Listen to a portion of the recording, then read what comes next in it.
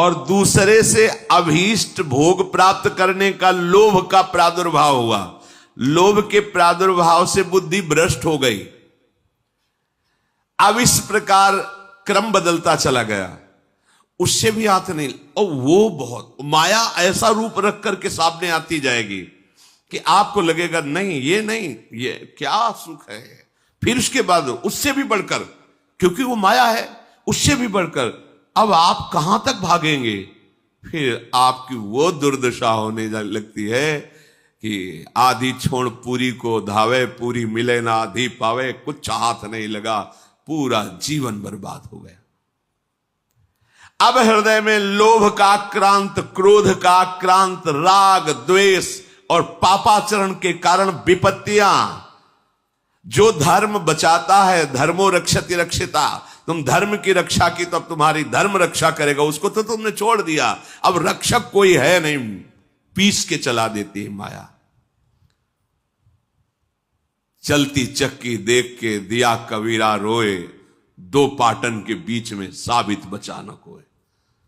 तो चलती चक्की देख के दिया कमाल ठठाए, राह सहारे कील के तो बाल न बांका जाए। इस संपूर्ण सृष्टि संचालन की कील है श्री भगवान। राधा राधा कृष्ण कृष्ण कृष्ण, राह सहारे कील के तो बाल न बांका। वो सब संभाल लेंगे जो बिगड़ा हुआ है। एक बार तो आप कदम रखो अध्यात्म में। अब वो क्या करता है, सारा नाटक करने लगता है केवल अपनी वासनाओं की पूर्ति के लिए। चाहे वो धर्माचरण का नाटक हो, चाहे सेवा का नाटक हो, समाज, कुछ भी, वो केवल नाटक करने लगता है अपनी वासना की पूर्ति के लिए। वो केवल नाटक करने लगता है धन के लिए। धर्म का बहाना, सेवा का बहाना, और धन प्राप्ति की चाह, वासना की पूर्ति की चाह, यही पाप चाह है और यही उसकी दुर्गति कर देती है। इसलिए अपने मित्र बनो। क्या, जब इंद्रियां आपको विषयों में फंसाने जा रहे हो, उसी समय शास्त्र की बातें, गुरुजनों की बातें तुरंत हृदय में लाओ और उसे काटो। पर यह ऐसा नहीं होता, हम फंसने के लिए राजी। ये माया ऐसी मीठी छुरी है, अपने हाथ से गला काट लोगे।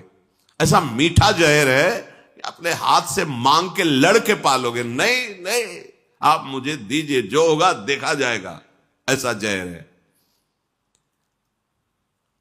हितैषी मित्र वही है, वही विद्वान है जो ऐसा करने से अपने को रोक ले। बहुत सुंदर है प्रसंग साधकों के लिए, अध्यात्म मार्ग के पथिकों के लिए। अगर वो ठीक से चलेगा तो जैसे आकाशवाणी होती है, ऐसे उसके हृदय में वाणी प्रकट हो जाएगी। आकाशवाणी जैसे नहीं हुई, भीम जी जा रहे थे, आगे मत जाना, युधिष्ठिर जी आगे मत जाना, आगे सिद्ध और देवताओं का प्रवेश है, कोई अपराध बन जाएगा। ऐसे अंदर तुम्हारे आने लगे, सावधान, अब तुमसे गलती होने वाली है। और वो ऐसी वाणी होगी जो स्पष्ट सुनाई देगी, और आप अगर स्वीकार करेंगे तो आगे बढ़ जाएंगे। किसी से पूछने का, प्रश्न का उत्तर ही नहीं, अंदर ही सब आ जाएगा। ये बहुत महिमा की बात है। जैसे आकाशवाणी होती है, ऐसे तुम्हारे अंदर वाणी जागृत हो जाए, ए सावधान। बोले यार, कोई तो हृदय में रोक रहा था पर मैंने सुना नहीं, हाय सुन लेता तो आज ऐसी दुर्दशा को न प्राप्त होता। यदि आप ठीक से चलोगे तो बाहर प्रश्न करने की जरूरत नहीं, अंदर ही आपको उपदेश प्राप्त होना प्रारंभ। यह अध्यात्म मार्ग है, यह बहिर्मुख मार्ग नहीं, यह अंतर्मुख मार्ग है। राग रूपी दोष के कारण 3 प्रकार से अधर्म की वृत्ति बढ़ने लगती है। पहला है मन से पाप का चिंतन। कलयुग में नहीं लगता है, पर मन से पाप का चिंतन होते ही संकल्प बन जाता है, क्रियाओं में उतार देता है। इतनी सामर्थ्य कलयुगी पुरुष की नहीं कि मन से किए हुए चिंतन को रोक सके, संकल्प ना बनने दे, क्रिया ना होने दे। तो मन से चिंतन का पाप नहीं लगता, पर वो जब उसका चिंतन हुआ, संकल्प बना, तो क्रिया तुम रोक ही नहीं सकते। पहला है मन का चिंतन, दूसरा है वाणी का पाप, तीसरा है क्रिया का पाप। अगर इन तीनों से अच्छी तरह से अपने को बचा लिया जाए तो कभी हृदय में क्लेश बाहर से पहुंच ही नहीं सकता। बाहर क्लेशमय परिस्थिति है पर आप आनंदित हैं। अगर आपका हृदय क्लेशित है तो इन तीन में से कहीं एक भी होगा, तभी वो प्रवेश किया। या तो वाणी के द्वारा पाप हो रहा है, या आपके शरीर के आचरण के द्वारा पाप हो रहा है, या आपके मन के संकल्प पाप में बन रहे हैं। प्रवेश का अवसर मिल जाएगा, नहीं क्लेश हो ही नहीं सकता। जिस हृदय में नाम चल रहा है, निष्पाप है, उसका हृदय जल कैसे सकता है, क्लेशित कैसे हो सकता है? वहां तो आग लगती है भगवत मिलन की, विषय की चाह कहां।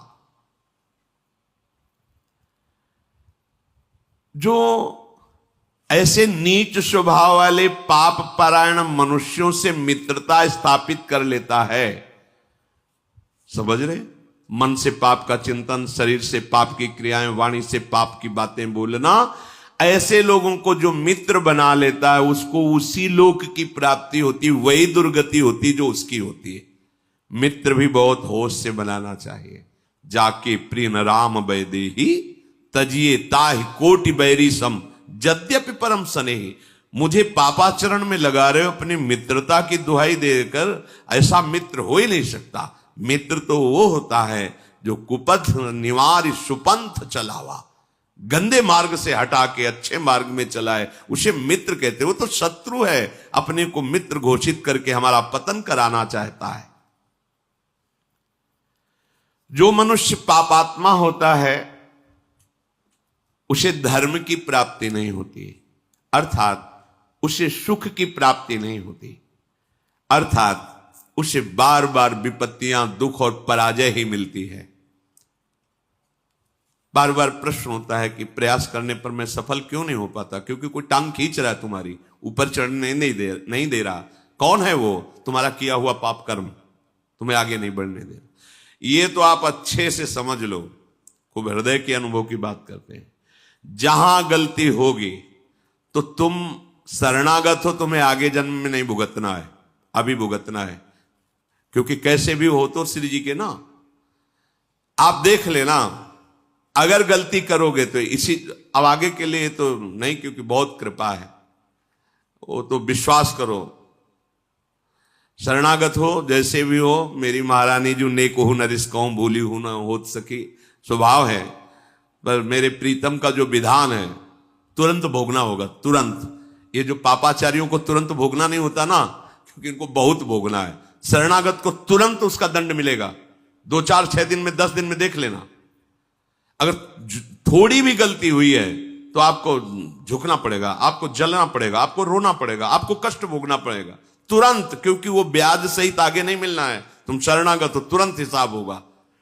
पर जो पापाचारी जन होते हैं, वो जब पापाचरण करते हैं तो उनको तुरंत पुण्य लगा दिया जाता है उनके साथ। अब उनको लगता है कि मेरे पाप का कोई परिणाम तो मिल नहीं रहा, बड़ी मस्ती है, पर वो जान नहीं रहे कि जिससे मस्ती आ रही वो तो खत्म हो रहा है। अब जो हमने नई फसल बोई, पुराना जो पाप है जब मिलेगा तो मस्ती की क्या बात, श्वास लेने लायक नहीं रह जाओगे। बहुत सावधान। उपासक को चाहिए कि जिन सुखों को तुम भोगों में ढूंढ रहे हो वो वहां नहीं है, वो तुम्हारे अंदर है। सुख राशि तुम्हारा स्वरूप है, आनंद सिंधु भगवान तुम्हारे हृदय में बैठे, तभी विश्राम मिलेगा। मान लो, अगर ये बात तुम्हारी अभी समझ में नहीं आ रही तो मान के चलोगे तो समझ में आ जाएगी। सबके भीतर महासुख है, बाहर नहीं है। हम सब बाहर ढूंढ रहे हैं, आज तक कोई सुखी नहीं हुआ। लौटो, अंदर लौटो। सर्वात्मना न विसृजेत बहिरिंद्रियाणि एकश्चरण चित्त मनंत ही से। अपने चित्त को अनंत महिमा वाले प्रभु के नाम में लगा दो, उनकी लीला कथा में, उनकी सेवा में सत्कार्य करते, अभी आनंद आ जाएगा। अभी आनंद की पहचान ही आप नहीं जानते। तुम्हारी बुद्धि पवित्र हो जाएगी, तुम सूक्ष्म हो जाओगे, तुम्हारे सामने तत्व होगा, ये सृष्टि नहीं होगी। तभी तुम महात्मा कहे जाओगे। महात्मा उसी के आगे लगता है सर्व रूपों में अपने प्रभु का साक्षात्कार कर लेता है। वासुदेवा स्वरमिति समहात्मा सुदुर्लभा।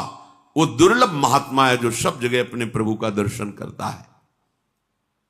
चित्तस्य ही प्रसादेन हंति कर्म शुभाशुभम प्रसन्नात्मात्मनि स्थित्वा सुख मानन मश्नुते। जब तुम्हारा चित्त प्रसन्न हो जाएगा, यह सबसे बड़ी उपलब्धि हुई। चित्तस्य ही प्रसादेन, आनंद से लबालब हो रहा है चित्त। क्यों? क्योंकि आनंद का चिंतन हो रहा है। आनंद कौन है? प्रभु।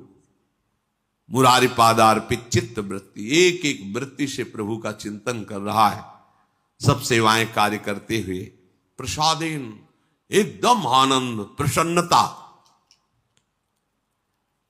अगर चित्त ही प्रसन्न नहीं है तो समस्त शुभ कर्मों का फल जो सुख आया है लौकिक, वो जलाता रहेगा, तुम्हें सुख नहीं भोगने को मिलेगा। बहुत समझिए, चित्त प्रसन्न है तो आपके पास कुछ ना होते हुए भी आप बादशाह हैं, और चित्त जल रहा है तो सब कुछ होते हुए भी आप अभागी हैं। क्योंकि जो सुख चाहिए वो तो है नहीं, सब है, पर चित्त प्रसन्न नहीं है। चित्त कभी भोगों के संग्रह से या भोगने से प्रसन्न नहीं होता, हर्षित होता है, और हर्षित का परिणाम शोकित होता है। प्रसन्नता होती, ब्रह्मभूता प्रसन्नात्मा न शोचति न कांक्षति, जिसे तत्व का ज्ञान या भगवत साक्षात्कार हो जाता है। अखंड आनंद, परम प्रसन्नता।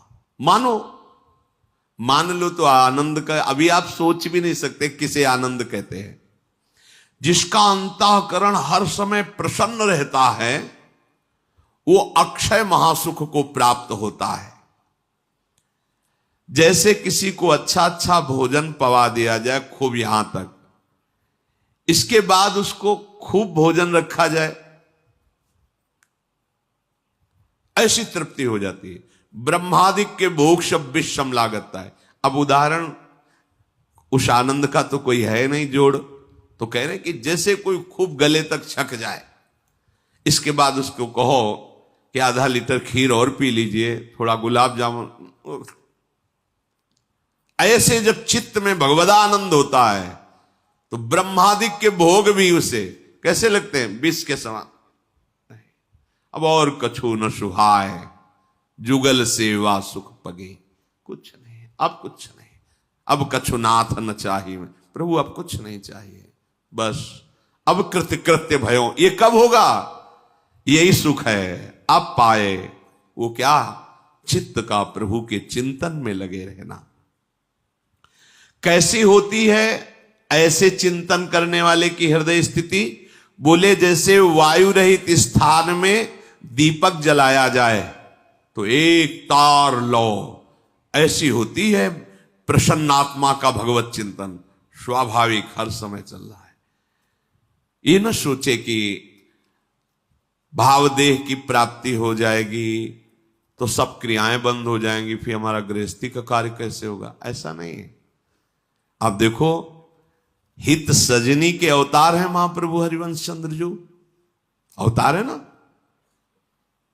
गृहस्थी में जब तो 3 पुत्र 1 कन्या, पूरा सब भागवती को उपदेश, भागवती का व्यवहार। वहीं बंचंद महाप्रभु, कृष्णचंद महाप्रभु, गोपी नाथ महाप्रभु, ये तो महाप्रभु के पुत्र। साहब देवी एक बालिका भी थी, और हित सजनी के अवतार है, तो उनको भाव प्राप्त करना है क्या? अच्छा, यहां जब वृंदावन नित्य सेवा श्री जी की प्रातः से शयन तक सेवा में कोई त्रुटि नहीं। आए हुए जनों को अब उपदेश भक्ति को कहो, जैसी विधि जाके चित रहो, लहो जो मनवांछित सफल। जैसी जैसी भक्ति सबके हृदय में सब हो रहा है ना। और है कौन? वहां भाव थोड़ी प्राप्त करो, वो तो आए ही है भाव दान करने। तो ऐसा नहीं कि इस भाव को प्राप्त हुआ वो बोल नहीं पाएगा, वो चल नहीं पाएगा, वो क्रियाएं नहीं, ऐसा नहीं। ये अलौकिक सामर्थ्य होती है। दुर्वासा जी की स्थिति से भी बड़ी स्थिति अम्बरीश जी की है। कैसे प्रमाणित करो? तो दुर्वासा जी ने कृत्या पैदा करी, अम्बरीश जी एक कदम पीछे नहीं हटे, सुदर्शन खेद लिया तो त्रिभुवन में भागते घूमे दुर्वासा जी। स्थिति यहीं से देख लो। कृत्या भयंकर ज्वालामयी अम्बरीश जी को नष्ट करने के लिए दुर्वासा ने प्रकट की और दौड़ी दुर्वासा जी की प्रेरित होकर अम्बरीश जी की तरफ। ऐसे हाथ थे दुर्वासा की प्रणाम मुद्रा, एक कदम पीछे नहीं हटे। स्थिति देखो। और जे ही सुदर्शन चक्र ने कृत्या को नष्ट किया और दुर्वासा जी को दूर से ताप, तो पूरे त्रिभुवन में भागते गए, भागना पड़ा, खड़े नहीं रहे।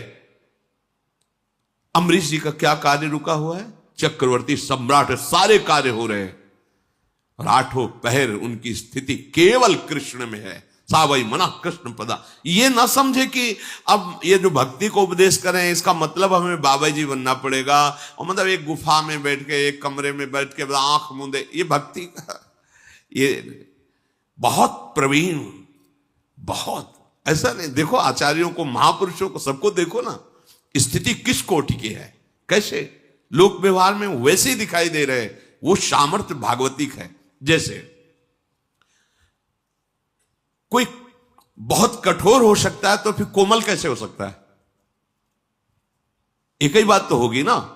बहुत कठोर हृदय तो कोमल हृदय उसको कैसे कहा जा सकता है? लेकिन प्रभु को कहा गया वज्रादपि कठोराणी और कुसुमादपि कोमलानी। कुसुम से भी कोमल हृदय और वज्र से भी कठोर हृदय। प्रभु को कहा गया अणुअणियान महतो महियान। वो छोटे से सबसे छोटा है और बड़े में सबसे बड़ा महान है। जो सूक्ष्मदर्शी से जीव देखा जाए उसके हृदय में आराम से शयन कर रहा है मेरा गोविंद, और अनंत ब्रह्मांड एक रोमकूप में वास कर रहे हैं। दिखलावा ते माते अद्भुत रूप प्रचंड, रोम रोम प्रतिलागे कोटि कोटि ब्रह्मांड, अणुअणियान महतो महियान। उसका दास है तो वो अगर व्यवहारिक क्रियाएं सम्यक करता हुआ अपनी स्थिति में, तो कौन से आश्चर्य की बात है? क्योंकि सर्वाश्चर्य में प्रभु की आराधना है। ये न सोचे कि हम गृहस्थी में अगर हमको ऐसी कोई, एक ने पूछा था जब भगवत प्राप्ति हो जाएगी तो सोने को मिलेगा कि नहीं? सोने को मिलेगा नहीं, हमें तो डर लगता है भगवत प्राप्ति वाली बात सुन के कि मतलब पता नहीं क्या होता होगा। जैसे सोने में आनंद आता है, खाने पीने, ये सब चलेगा कि नहीं? मतलब भगवत प्राप्ति की स्थिति को समझ कैसे बताए? अब ये बताने लायक बात ही नहीं कि मतलब उसको शब्द ही नहीं, उसको कैसे शब्द, मुंह का स्वादनवत एक अद्भुत परमानंदमय स्थिति में सब कुछ करने में। भाई जी के जीवन चरित्र में आया, प्रकाशित भी है, उसमें लिखा भी। जब भाई जी की पत्नी ने भाई जी की महिमा और सुनी, देखी सब, तो उन्होंने कहा आप तो भगवत प्राप्त हो गए, आप तो भगवत स्वरूप हो गए, मेरा क्या, मेरा गृहस्थ धर्म तो ऐसे ही रह गया ना, मुझे एक संतान चाहिए थी। तो भाई जी ने इसे सर पे हाथ रखा और कहा तू क्यों चिंता करती है, तेरे लिए हनुमान प्रसाद ही है। और इसके बाद सावित्री नाम की कन्या प्रकट हुई। जिन भगवान से अनंत ब्रह्मांडों का सृजन होता है, उनके दास के संकल्प से एक कन्या प्रकट हो जाए, कोई बड़ी बात है? भोग इच्छा नहीं है, लेकिन उनमें इतनी सामर्थ्य है। विषयान ग्रहण तो मुंचन, तो ऐसी वो स्थिति है। अब उसको तो इसलिए हम खोल के बता रहे हैं कि ये लगेगा ये बाबा जियों को स्थिति प्राप्त हो, गृहस्थ हम तो हमारा तो सब घर चौपट हो जाएगा ना, माताएं बहनें गृहस्थ सब परेशान हो जाएंगी कि ऐसी स्थिति। मतलब जैसे कोई कोई कहने लगते ना कि इनकी तो बड़ी ऊंची स्थिति है, अभी तो कुछ काम ही नहीं करते, बस कहते हो ऐसा। देखो हम आपको प्रार्थना करते हैं कि ऐसा कोई नाटक मत करो जिससे भक्ति को आप दोषी ठहराएं, कि जिसके हृदय में भक्ति आ जाती है वो किसी कार्य लायक नहीं रह जाता। ऐसा मत कीजिए, नाटक मत कीजिए। हम आपको प्रार्थना करते हैं, आप लोग घंटा 2 घंटा 4 घंटा भक्ति करते होगे, संत जन जीवन इसी में चला जाता है, और फिर आपके बीच में बैठ करके बेहोश तो नहीं हो जाते हैं? आप ऐसा तो नहीं है कि कोई भी कार्य ऐसा हो रहा है क्या, या किसी भी बड़े महापुरुष, बड़े बड़े संत हमारे भारत में हुए कि ऐसी भाई कोई नहीं? एक ज्ञान विज्ञान की अखंड धारा जागृत होती है, आनंद की अद्भुत धारा, उस धारा में डूबे हुए बिल्कुल व्यवहार से। किसी भी महापुरुष के चरित्र पढ़ के देखो, ये कभी भावना मत कर लेना कि ये ऊंची स्थिति भागवती स्थिति का मतलब है कि मनुष्य बेकार हो गया। बेकार नहीं होगा, परम प्रवीण हो गया। तुमसे अपना घर नहीं संभलता, और जब राष्ट्र का विशेष पद उसे मिलता है तो उतनी सामर्थ्य भगवान दे देते हैं, लाखों करोड़ों को संभालता है। समझो ना, तुमसे अपना घर नहीं संभलता, अपने घर का निर्णय ठीक नहीं कर पाते, वो पूरे विश्व में अपने देश की रक्षा कर रहा है और अपने देश को संभाल रहा है। सामर्थ्य किसने दी? जरा सी सामर्थ्य भगवान की उदय हुई तो राजा पूरी प्रजा की रक्षा करता है, पूरी प्रजा का पोषण करता है। सोचो उस सामर्थ्य को जिसने प्राप्त कर लिया, सर्व सामर्थ्यशाली प्रभु को, उसके द्वारा कहीं ऐसा होगा? वो एक परमानंद की स्थिति में रहता हुआ भी सम्यक रूप से सब व्यवहार करता है। कितने ऐसे महान गृहस्थ हुए हैं जिनके सामने भगवान खेलते हैं, नरसिंह मेहता जी आदि बड़े बड़े महापुरुष। क्या ऐसा हुआ कि वो पागल हो गए, वो बावरे हो गए? वो ये जो जैसे कभी कभी एक दो आप लोगों ने बताया कि वो जब से सत्संग सुना कुछ दिन पहले से, अब उनकी स्थिति तो ऐसी कि घर का कोई कामकाज नहीं तो सब परेशान है। भैया हम हाथ जोड़ के कहते हैं ऐसी कोई स्थिति नहीं होती, ऐसी स्थिति नाटक की होती है, ऐसा मत कीजिए। क्योंकि बड़े बड़े संतों के दर्शन किए हैं, वो अपनी सम्यक दिनचर्या रहती है, ऊंची स्थिति है, सम्यक दिनचर्या रहती। ऐसा नहीं होता कि घर वाले परेशान हैं कि पता नहीं कौन सा मतलब जादू चढ़ गया, ऐसा नहीं होता। या फिर एक दो जैसे कभी वो झटके, और ये झटके मटके कुछ नहीं होते हैं, ये भगवत आनंद है। ये मतलब है ना, मूर्छित हो राधा मूर्छित हो गए ऐसे, अब वो पानी डाल रहे हैं, कोई चरण रज लगा रहा है, कोई चरण छू रहा है, ऐसा नहीं होता है। हाँ ऐसा होता है, वो एक अलौकिक स्थिति है। सच्चे मार्ग से चलो, स्थिति प्राप्त हो जाएगी। वो ऐसा मत करो जिससे तुम्हारा जो सौभाग्य उदय हुआ है वो नाटक में फंसकर नष्ट हो जाए। सही मार्ग का अवलंबन लो।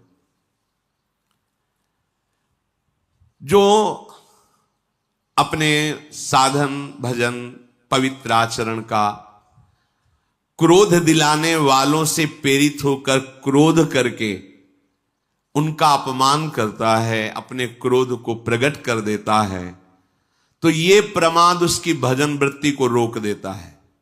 बहुत ध्यान से, इसीलिए पूज्यपाद उड़िया बाबा ने कहा कि भजनानंदी महात्मा को क्रोध से बचना चाहिए। 1 महीने के किए हुए भजन को एक बार का क्रोध प्रभाव रोक देगा। अब बाबा तो सिद्ध महापुरुष थे, उन्होंने जो अनुभव किया वो बोला, पर शास्त्र भी कहता है कि यदि आपको कोई क्रोध दिला रहा है, दिलाएंगे, मतलब ऐसे कि हमारा कोई मतलब नहीं है, पर वो जानबूझ करके आपको रोकेंगे, छेड़ेंगे, आपको परेशान करेंगे, ऐसा षड्यंत्र रचेंगे कि आपको गुस्सा आवे। जैसे एक अभी पीछे सुनाया था ना, शिष्य ने कहा गुरुमंत्र ले, तो तुम्हें क्रोध दिखाई देता है, तो गुरुजी ने ही प्रेरणा की, झाड़ू मार देना, आपकी टोकरी डाल देना, ऊपर पूरी डाल देना। तो हमारे गुरु भगवान है, वही प्रेरित करते हैं, जाओ पीछे से बोल, बड़ा पाखंडी नीच है, देख ड्रामाबाज जा रहा है। वैसे दृष्टि जाएगी, ड्रामेबाज कहा है, पाखंडी कहा है, अच्छा तो फिर हम तुम्हें दिखाएंगे कि हमारा अब आ गया। बिल्कुल नहीं, चुप, प्रणाम।